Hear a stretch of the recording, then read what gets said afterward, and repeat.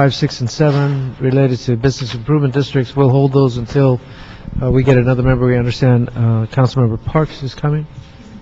He's in budget. Is Corian coming? Okay, so we'll keep you posted. Item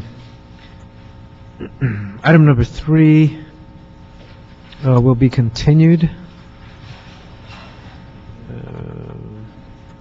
BTAC is not ready with that item.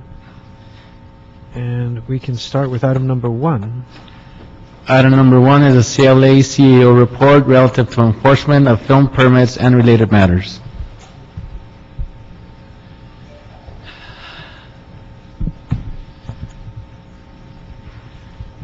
Good afternoon, Councilman. John Wickham with the Office of Chief Legislative Analyst. And on October 7th, 2009, City Council approved a number of recommendations concerning filming issues. And among those was a recommendation that the CLA, CAO, and City Attorney draft an ordinance that would allow the Los Angeles Police Department to enforce actions that disrupt permitted film productions. The CAO, CLA, City Attorney, and Police Department, along with Film LA, met to discuss this issue, had a terrific conversation, really went through the enforcement process, and it was one of those things where, being able to talk out the different ins and outs of these things really came up with a clean understanding of how enforcement on these issues work. There are two trains of enforcement, actually. There's the train involving people out in the public who are disrupting filming activities. There are people who take it upon themselves to, honk their horns or run their lawnmowers or crank up the music in an effort to cause disruption to the film industry, which is wrong. And so that's one area. The other area is film companies who are filming without a permit or who have violated the terms of their permit. So there's an impact on the community there, and that needs to be addressed as well. And so in both cases, the process that we've identified that works very well is to first have the location managers and Film LA try and address the situation immediately. They're on the site, they can identify the problem immediately, and they can take care of it. If they can take care of it there without involving anyone else, then that's great. The next step is for the police department to come out and they can address the situation. Most of the time they can have a conversation and the problem is solved. And if it does go to the next step, there are several elements of city law that allow the police department to begin enforcement. And most notable among those is the recent special events ordinance, which basically makes it illegal to disrupt a properly permitted city event. And filming activity is categorized as a type of special event. So that ordinance, that new ordinance, allows the police department to enforce in a situation where the public is disrupting a properly permitted filming production, which is a special event. That's in violation of city law. Likewise, a film production that is violating the terms of their permit, that's a violation of city law. So the police department now has the tools that they need to properly enforce disruptions against permitted filming and violations to the permits. And so it looks like we're all in a good place right now at this point. Okay. Can I hear from the LAPD? Yeah, my name is Captain McDonald from Emergency Operations Division. To my left here is Lieutenant Ray Garvin. He's the officer in charge of our contract services section. He deals with this on a daily basis, so I'm going to defer to Ray.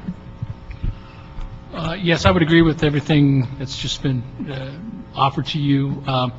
We work with Film LA quite a bit with the monitors, and I think with the enactment of this new ordinance and giving us something that we can actually enforce, allows we act as the enforcement tool, and Film LA has the first crack at it. And the vast majority of stuff is solved by the monitors or by our officers that go out and just verbally, really educate the public and folks about the new ordinance. So the vast majority of stuff is handled by that. And then in those cases that we need to take the enforcement tool, we do use this section now as an enforcement. So we have, Have we used this section? yes, yes. How many times? Right now, our most recent case was yesterday, out on the Venice Boardwalk and Oceanfront Walk. There was a production out there where they've been having a lot of problems, and this is kind of giving you an example of how this is working, where we've been getting a lot of feedback from FMLA and production that there's a lot of people out there demanding money, or they're going to interfere with permanent production. So I instructed my field officers to, anytime they know there's some filming out there, to keep an eye on it, because we know that's going to be a problem. So yesterday, they were out there watching some production being filmed, and sure enough, when the director yells action, some guy comes out and turns up a stereo amplified music to interrupt, and my officer stayed back and let the location manager have the first crack at it to kind of go up and say, sir, you're interfering, and the person wanted money to stop. And then my officers were there, they went up, turned the person's radio down, they turned it back up, and then they were put in handcuffs after that, after they didn't comply. And that was kind of a good example of how we knew about the problem, because we have the close relationship with FMLA and the production that calls us, and we were able to be out there at this particular location and see it happening firsthand. And I think the benefit is going to be a lot of observational learning going on, where others that are out there that did this type of activity before see that there is actually some enforcement. And in fact, one person had questioned my officers and said, why are you arresting this person? And they explained 4120. And the person said, oh, that's for real? And yes, it is. And they said they were going to go out and tell their other folks on the boardwalk. So hopefully, you do one enforcement tool and it just, acts as a great deterrent. And it comes with free food and lodging. What's that, sir? It comes with free food and lodging.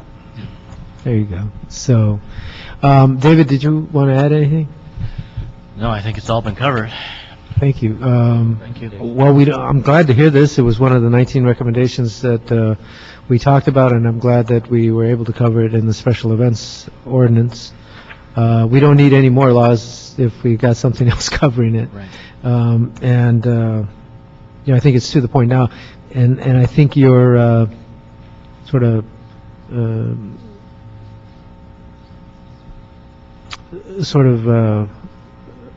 reserved approach is exactly what we need, because we don't want to go into aggressively. We have a public relations issue at stake here. We want to promote business. We don't want to think people are coming in pushing people around because they have a permit. So as long as we do it like that, I think it's going to work out well, and more people will enjoy shooting, and more people will enjoy watching those shoots. So good. Yes.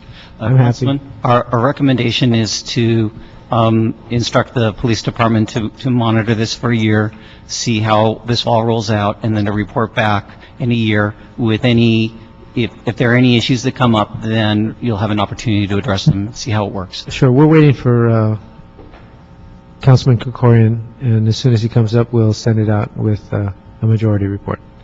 Thank you much. Thank you.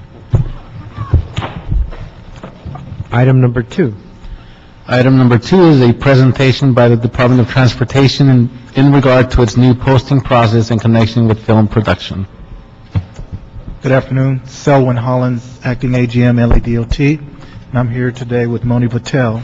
While he's setting up, what we are going to do today is give you a demonstration of a new system that's been implemented at LADOT to replace our paper-based system, which is heavily labor-intensive and complicated, involving fax machines, phone calls, and a lot of frustration. So, quickly to give you an overview, this is our new traffic event asset management system. It's the system we're using for the temporary parking restriction signs that you will see throughout the city. We process probably 160,000 temporary parking signs every year. And to the right of the display, you can see a sample of what a temporary sign is.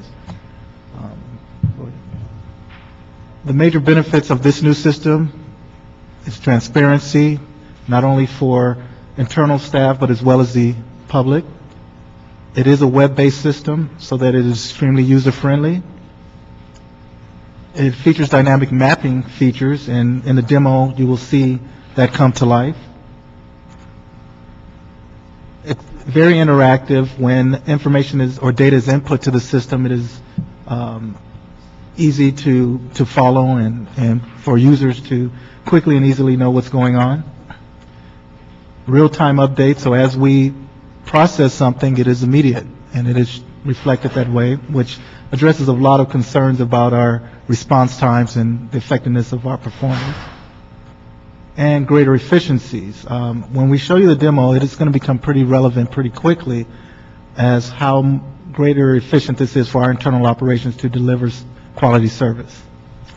The demo, before I turn it over to Moni, he's going to go over, walk you through the new requests when a user requests temporary signs, the approval process, which is handled internally by our administrative staff, task orders, that's how the work is deployed by the supervisors, and then the job status, which is also features the public component. So I'll turn it over to Moni, who can do his thing. Okay, the first page that I'm showing here is what's called a request page. This is primarily used by Film LA to enter in new requests for film permits that for the postings that we need to do for DOT. So at the top here, you can see the address information, and so I've already filled something out, and it validates and basically shows you the location in the map. Once you have an address, the selected posting dates are selected, and so here I'm going to pick like the 29th through May 1st, let's say. So this is the effective dates of the actual posting. Here are the standards going to be filming. Eventually, the system will be rolled out to all postings. So right now, it's primarily for Film LA to enter in the information. So here also you specify what the actual client information is. So if it's a production company, we select the production company. And Film LA has a permit number that we use to identify the different permits, and so number 6 is the actual permit number. Here is the specific instructions for the posting, if they want specific times, or if it's special instructions for DOT to be able to post something out there. So I'm going to just write like 6 a.m. to 6 p.m. for the times. At this point, now, this is typically the basic information that we get originally. What we wanted to do in the system was allow them to give us more detailed information on where they want us to post the signs. And so here you can see there's some tools that allow me to draw. One of the things that I'm able to do also is able to turn on the aerial imagery, and so I can see where specifically, if they want half of this block or right in front of this building, they're able to actually put the postings and mark where they want the postings. And so this helps our field crews specifically identify where the postings are going to be, instead of trying to decipher some sort of textual description of the posting. It also tells us the side of the street, so you can see that it's very easy from this map to be able to tell. Once they fill out this what's it? Is this a real one? Yeah. This is not, no, this is not a real one. This is just a sample that I'm running, a test scenario. That's my neighborhood. Yeah. So once they've identified where the actual postings go, they go ahead and submit. And once it's done, then it's now this is electronically sent to DOT. Now it shows up in our system real time, and so there's no faxing or any paper transmission as well at all. So now what I'm going to do is I'm going to flip over to the LA DOT screen, where you'll see our approval process and also then our scheduling process. So the next tab over, this is our clerical page. I'll have to sign back in.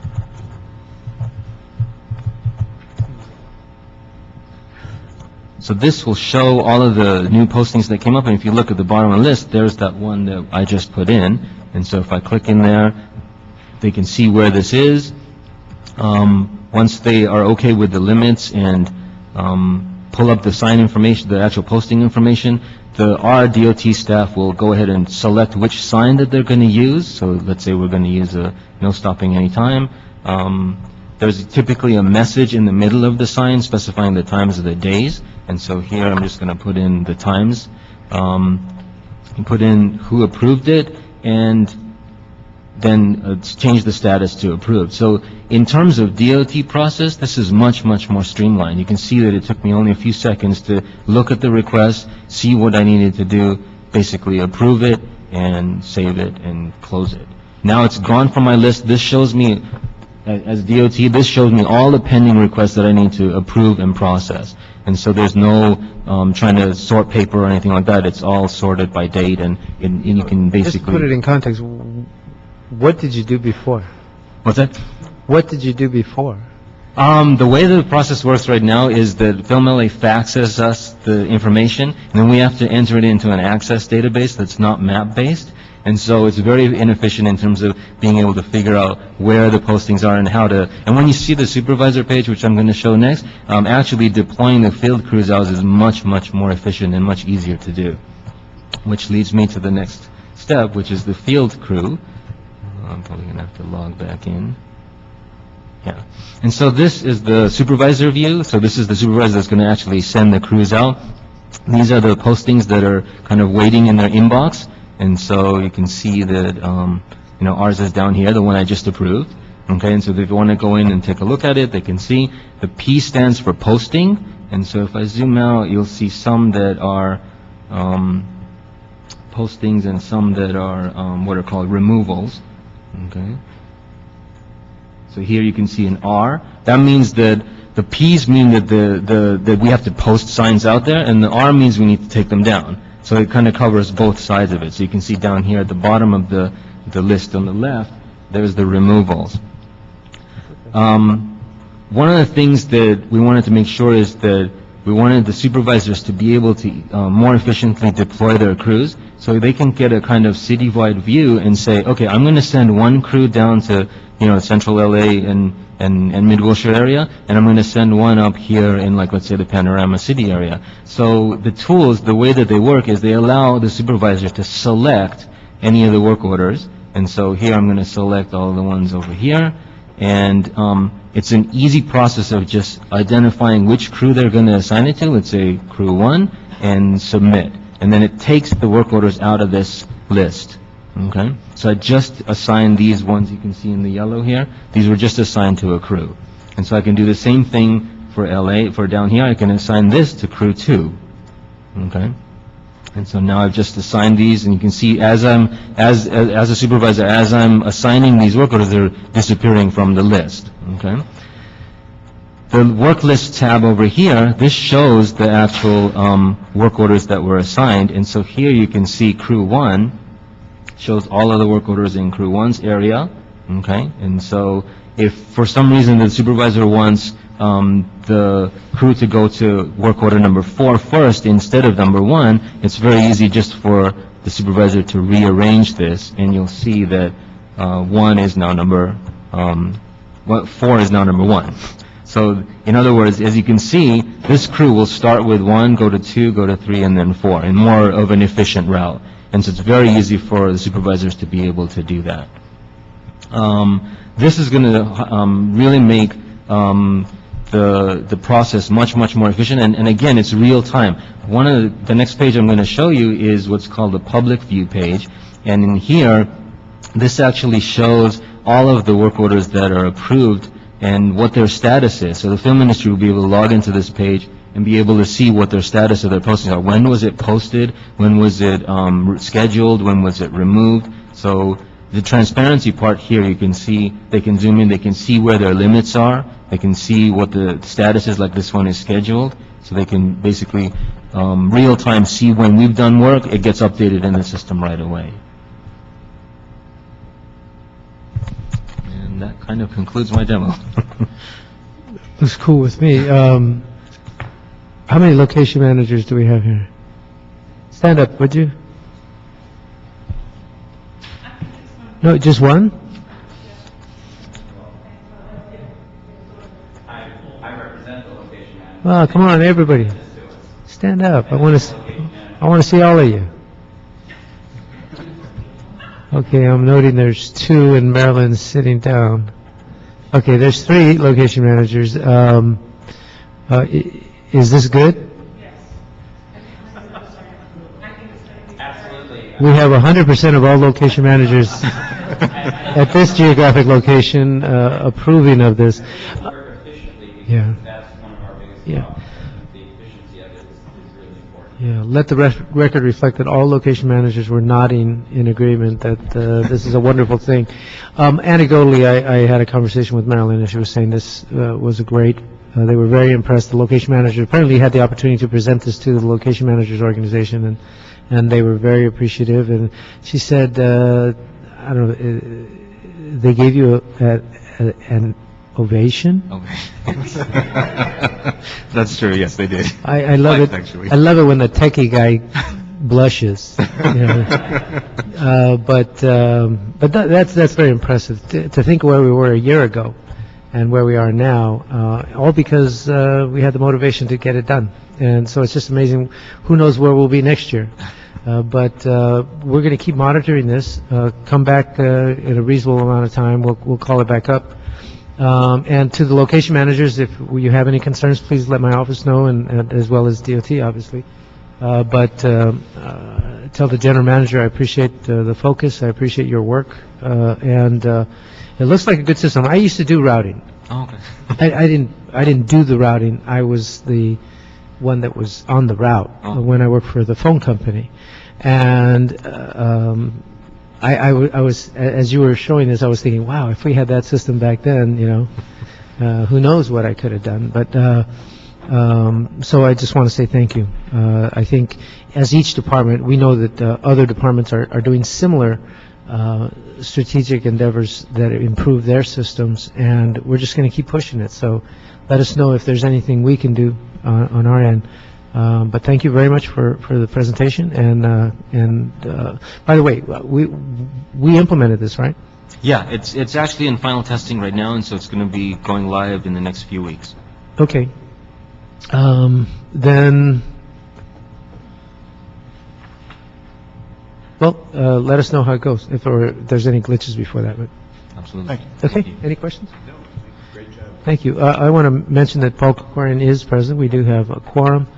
And thank you very much for presenting on item number 2. I'd like to take up the consent calendar, which is items 5, 6, and 7. We continued item number 3. So the consent items are Business Improvement District Annual Planning Reports. With no objection, Mr. Krikorian moves consent, and I concur. That was items 5, 6, and 7. Those are approved. On item number 1, let's see, what are we doing on this?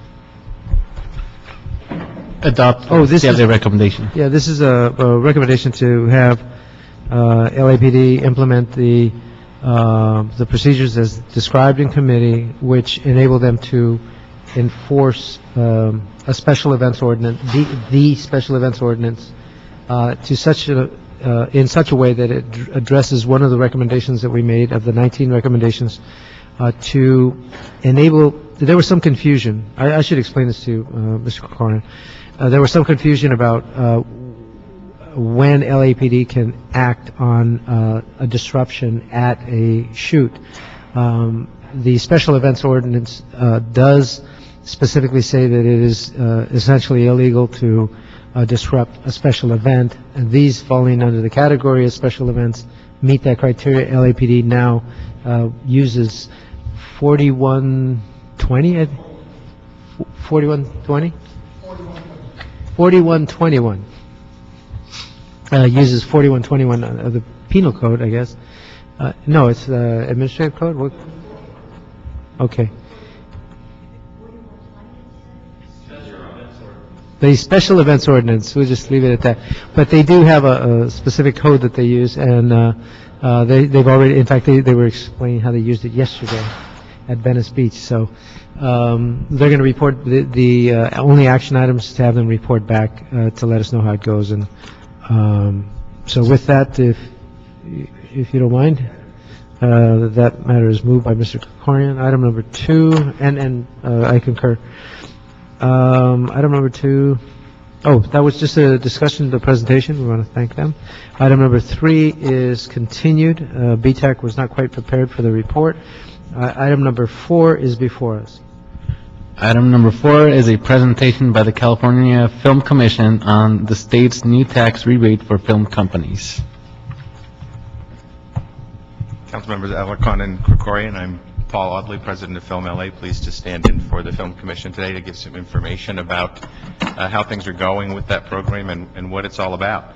As you may know, their first year they were able to merge 2 years' worth of funding of the $500 million into a $200 million pool, which was completely spent. And they are now in the process of preparing for next year's $100 million pool with applications submitted starting on June 1 of this year. California offers a 20 or a 25% tax credit. The 20% credit is for feature films between $1 and $75 million production budgets, movies or of the week or miniseries with a $500,000 minimum budget, or new television series licensed for original distribution only on basic cable with a $1 million minimum budget. The 25% tax credit is available to television series that filmed all of its prior seasons outside of California, or an independent film from $1 to $10 million budgets that's produced by a company not publicly traded. And Mr. Krikorian, you may want to take copious notes on this item. I think he probably knows, so we're putting it in the record, having been the co-author of this. They are, in fact, finding. You can fill me in later what I should say next time. All right. Actually, that's not co-authored. Huh? That's not co-authored. I know. I said you could tell me what to say. Well, let me. I just curious. When I first went to the Senate, we could have a joint author with somebody from the Assembly, but they stopped doing that. So you had an author in the Assembly and an author in the Senate. It's a little technical, but because it was passed through the budget process, there was an Assembly vehicle. It was a joint and a Senate vehicle, resolution or something. both of which were passed and both of which were signed by the governor through the Interesting. budget process. They were Identical? verbatim, identical, word for word the same. Yeah, so it's really interesting. They don't do, a co-author isn't the primary author. That's the only reason. I want to make it clear, Mr. Krikorian was the primary author of this legislation. Thank you, Mr. Alec. The impact that we can talk about that we're aware of is that what we know in LA is that the last quarter of last year we saw an increase in feature filming for the first time in a long time, all of which was attributed to film incentivized projects in LA. There were 19 of them. We've seen another 11 come this last quarter, and absent the incentivized feature films, we would have been down 20% in our feature production versus last year. Instead, we were barely 1% higher. So it has had a very clear impact on filming in Los Angeles in the positive way. For us, the reality is that there were about 73 features we believe will have been, or projects approved by the California Film Commission. Some 28 of those have begun or completed production in Los Angeles, and we're seeing a very positive impact. Some of the films named that have been in LA include Bad Teacher, Dinner for Schmucks, Dirty Girl, Faster, Scooby-Doo: The Future, The Good Doctor, The Last Godfather, Burlesque. And on television, Justified, After the Fall, Rock the House, The Class, Important Things with Dimitri Martin, too. So these incentives are having an immediate impact here. There's an estimation of about 150 jobs per project. And the Film Commission is just now beginning to receive all of those budgets in detail so that they'll be able to come forward and say exactly how much was spent on what kinds of things, how many people were really involved in it, and the true impact in California. We're looking forward to that because from our own evidence, we see it having a very substantial impact on the film and the future filming in California. And that's 150 jobs, direct jobs per project, which doesn't take into account the multiplier effect of having that economic infusion into California as well. Is that right? That's correct. And I think LA EDC estimates that it's 2.7 jobs indirect for every direct job. Now, their critics sometimes say, well, a lot of these films would have filmed in California anyway, and you're just subsidizing films that have already been here and so on. I know you mentioned Faster as one of the examples. Faster was a film that was specifically set to be filmed in New Mexico, and they were ready to begin production in New Mexico, and when the governor signed these incentives, they made the decision to relocate to CBS Studios and other places in Southern California. Is there some way that you can kind of quantify that to put the concerns of some of the critics to rest? We won't have the ability to actually quantify. I believe the Film Commission is able to do that through both affidavit and anecdote, but I can tell you from my own experience with some of the people and some of the films on this list, including Burlesque, they were not planned to be filmed here. That was planned to be filmed in Las Vegas. So we know anecdotally, and I think the Film Commission will have much more solid evidence than I can give from the point of view of Film LA, that the feature film side, it would have been outside of California for at least virtually all of them. They're saying it would have been. And the reality on the other side of it is that we have to compete in order to maintain production. The truth of it is, what we know is our numbers were dropping and dropping and dropping, and only because of this incentive, we're able to tie these directly to the incentivized films. It's the only reason we've seen feature film production recover at all in Los Angeles has been this incentive. Mr. Ali, I would like to explain that the reason the tax credits historically failed is because tax incentive programs at the state traditionally have failed when they cannot demonstrate hard and fast that they in fact have benefited our economy. And the proponents of whatever the tax incentive is typically take for granted the first allocation and assume that the policy considerations will be same the next time around. Don't make that assumption. The fact of the matter is that there will always be detractors who would rather shift those resources to other parts of the state budget. And so Mr. Krikorian's question is actually a leading one, which is to send a message, and I think this committee would like to convey to the Commission. Anecdotes aren't good enough. That I was in the Senate when Speaker Nunez tried to pass an incentive program that was shot down because he saw it as a corporate giveaway, and it was just shot down. I also saw many enterprise zone projects that failed to demonstrate that they in fact were good for their local economy, which caused enterprise zones to be highly suspect in Sacramento across the board. So notwithstanding the fact that there were many enterprise zones that were doing very well in terms of creating tax incentives for their communities and were documenting it, there were a few that were not documenting any activity and were not doing anything with it, got the designation, and it was capped, so no other jurisdictions could get their designation, and they felt cheated. Nevertheless, it provided fodder for those who wanted to shoot down the tax incentive program. So to the extent that our Film LA folks can work with the Film Commission to provide specific knowledge and information about benefits that were derived from this incentive, I think it might encourage the legislature to continue the incentive, and it's a very serious issue, and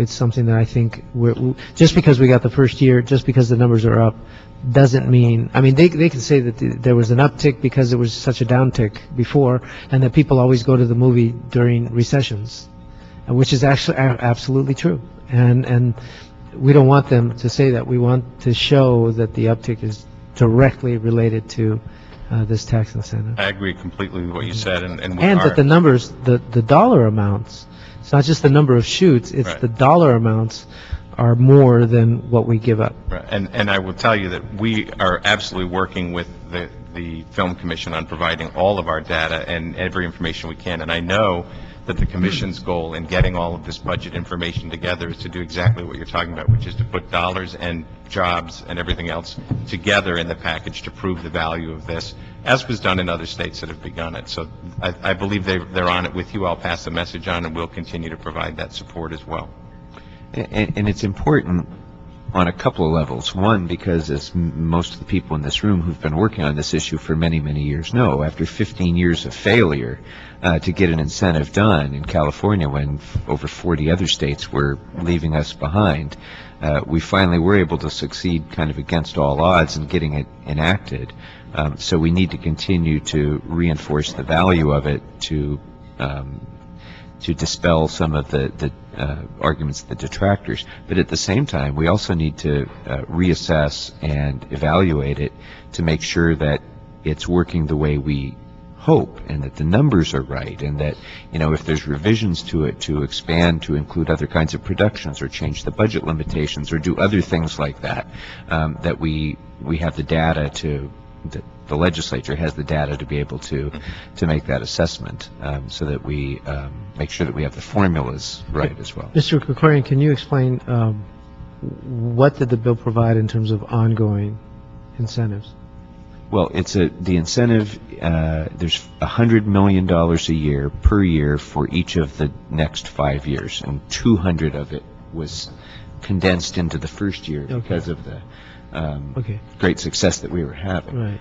And Mr. Audley just defined the budget limitations for feature films. There's also limitations television. Broadcast television can't, is ineligible. It's only direct to cable, and independent commercial production is not eligible under this. There's other things that are not eligible. So it's limited to the types of productions that are delineated in the incentive. And as I say, we've accelerated, the Film Commission has accelerated the first 2 years into one to create a bigger shot in the arm for the local economy. What was the reason for not including commercials? Pot of money, basically. It was. But do commercials generate the same number of jobs per shoot or per day of production?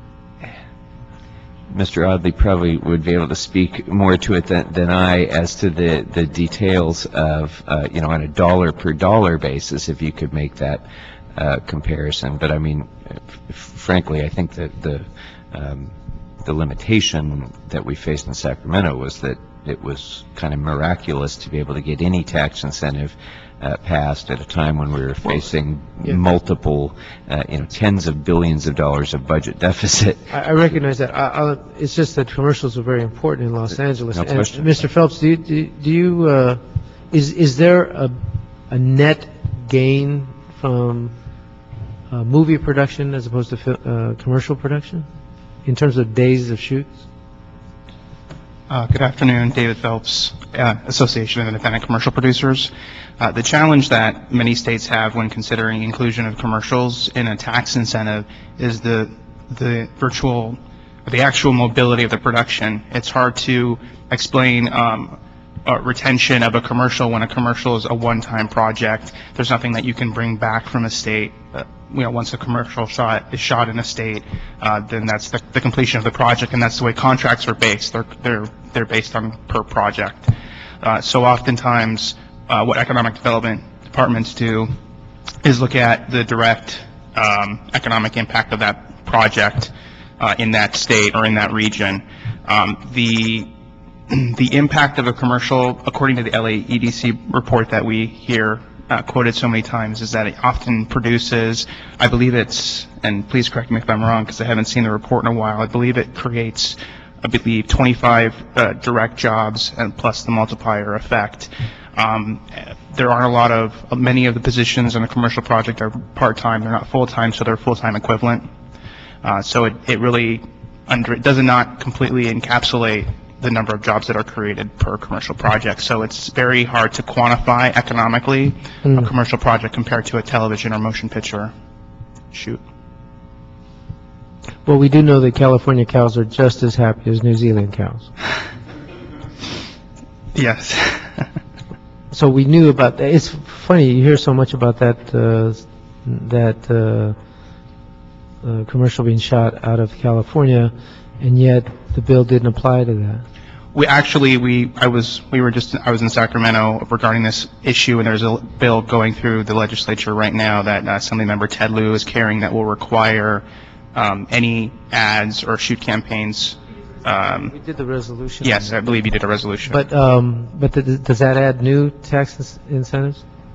No, it doesn't. It actually adds a restriction or a Just requirement. relative to, if you're going to advertise something in California, it's got to be in California. Right, and we surveyed our members, and actually our members are independent production companies. Of the people that we surveyed, all of them but one production already produced the entire commercial in the state of California. So our industry's behavior and practice in that area is already reflecting what the state would like to see. Now, given that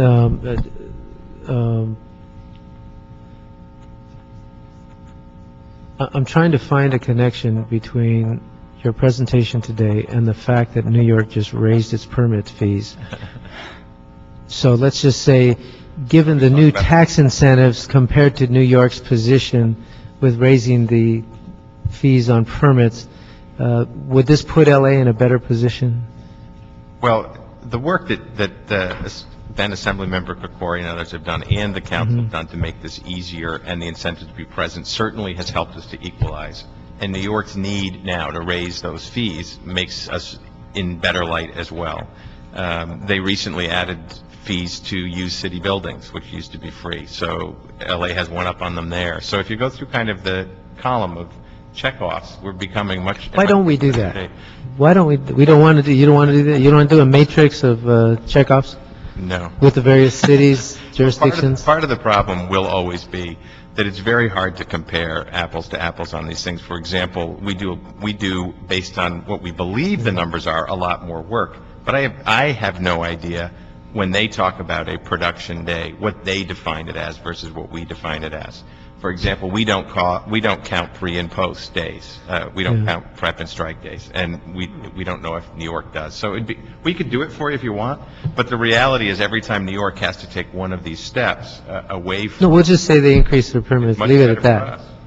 They've added fees to the city buildings, and they've gone up 300% on their permit fees. Well, I think this committee can say without hesitation that we think they're absolutely going in the wrong direction relative to what this country needs. We're very happy about it. In the film industry.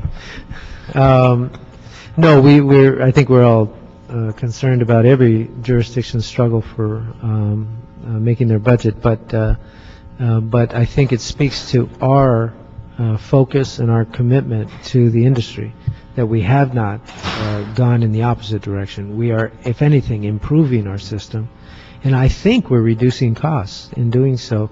And by virtue of the tax incentives, we're generating more tax dollars for California's economy. So I think it's the right thing to do, and I think we should continue to invest in it. So those who might be tempted to charge an extra fee or impose rent where otherwise they wouldn't, I think we should be mindful that we're going in the right direction for the first time in a long time. Let's stay the course, and hopefully next year we'll have more wonderful things to report. We're going to do this on a departmental by departmental basis as we have been.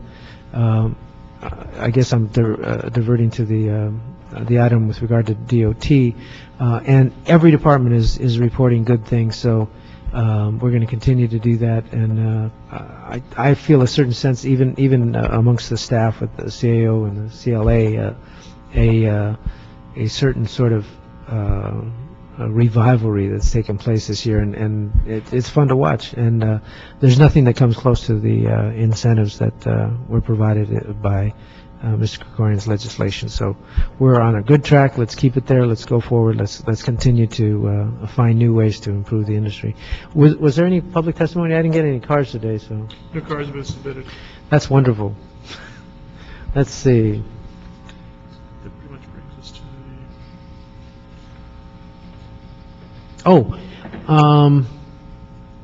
yeah, actually tomorrow Public Works is going to be announcing their automated permit processing.